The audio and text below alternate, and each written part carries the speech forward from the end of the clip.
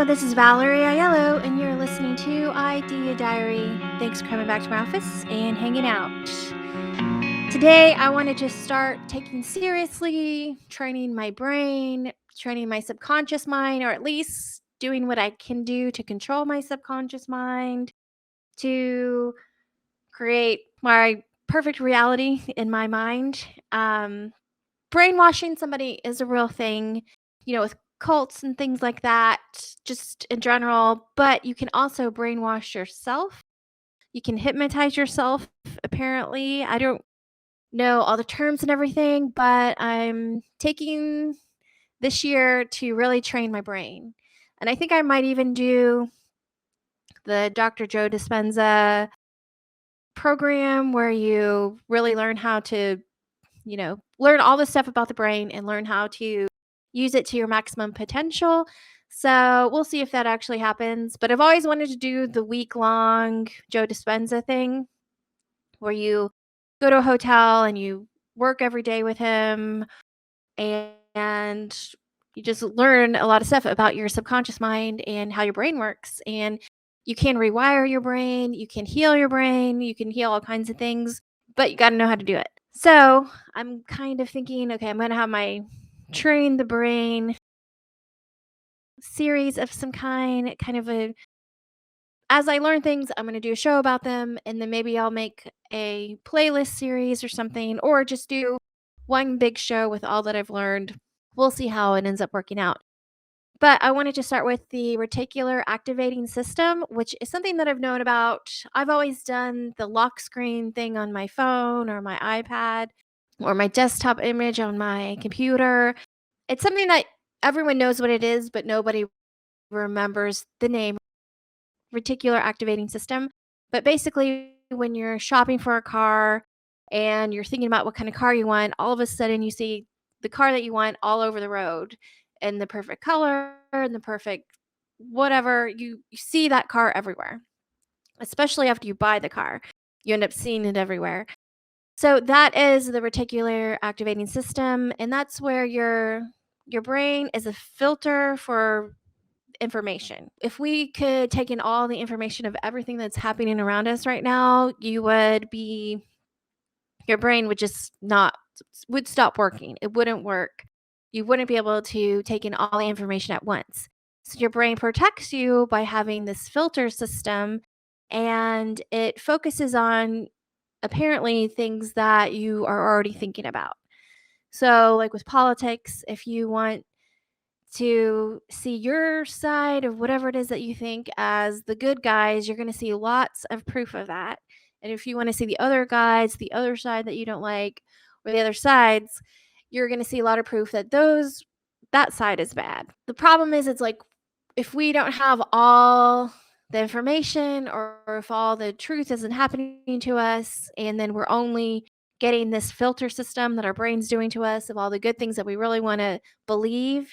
Your brain, it doesn't want to prove you wrong, so it'll do anything it can and show you as much information as possible to prove that you're right through this filter system of data, basically, because our brains are giant computers. We're not robots, we're living beings and computers, and you can use the reticular activating system to your advantage. So one thing that it's kind of a common thing that people will put on their phone lock screens, they'll put something that they really want to happen. I think we look at our phones like 1,000 times a day. So that's like a subconscious reminder. A vision board, I think, is like a subconscious reminder where you don't actually have to look at it all the time. You kind of know that it's there. And if you walk by it, then you kind of automatically take in all that information that's on that vision board, whether you realize it or not. That's why I'm going the extra step and making my entire house a vision board and trying to figure out every corner to like have some special meaning to me, to my subconscious mind. But that's just a way to, I guess, force my subconscious mind to think about what I want it to think about. When it comes to like using the reticular activating system for goals, well, I've heard that the brain doesn't really know the difference between reality of you actually doing something and you just thinking about it. So there was that movie, I can't remember which movie it was in exactly, but they put the runner on a brain machine so they could scan the brain. What they found out when they were scanning the brain and they had this runner think about running the race and winning the race, the brain didn't see any difference between actually running it and just running it in your mind. So a lot of athletes do this. They go through the game in their brain before they play it. They visualize themselves winning, and obviously, usually only one team wins or one person wins, but there's a very narrow margin between winning and losing as far as like the happiness of what your brain experiences.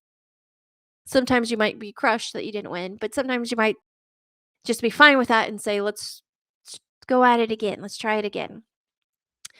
But visualizing what you want, in different scenarios. So if you want to be an actor in a movie, if you want to be a rock star, if you want to be this or that, it's I kind of believe that your dreams aren't your dreams because you're meant to fail. I feel like you have your dreams inside of you and the things that you want to do because you have all the capabilities and the talent to make it happen. It's just about figuring out the puzzle to make that happen. I know a lot of people have pain that they didn't achieve all their goals, but sometimes you have to shift, you have to go neutral, and then you got to be working hard. So another way to use the reticular activating system is to use it by being consistent. So if you're always practicing every day, that keeps your brain thinking, your subconscious thinking about that thing that you're doing every day, and it brings on positive reinforcement to make you help keep doing it every day.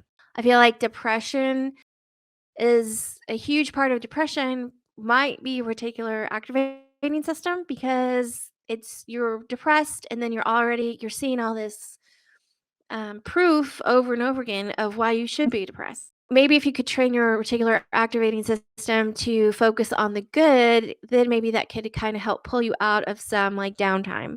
So for me, I'm going to put in a lot of different areas of my life, my subconscious little placement of things so I can focusing on them. I'm going to paint. Have a lot of canvases and I like to paint and have a lot of paint. So I feel like you can write down your goals, you can doodle your goals, you can draw your goals, you can maybe you could write songs in a way about your goals. You can do all sorts of different things. So I'm definitely doing the entire space vision board thing. I'm going to paint some canvases on the wall with some major goals, and you can always paint over a canvas. So I'm not going to like take it too seriously. So I'm going to try to paint a lot of fun things, and I'm definitely going to just visualize more because, I've always done it a little bit, but I'm going to take it a little bit more seriously.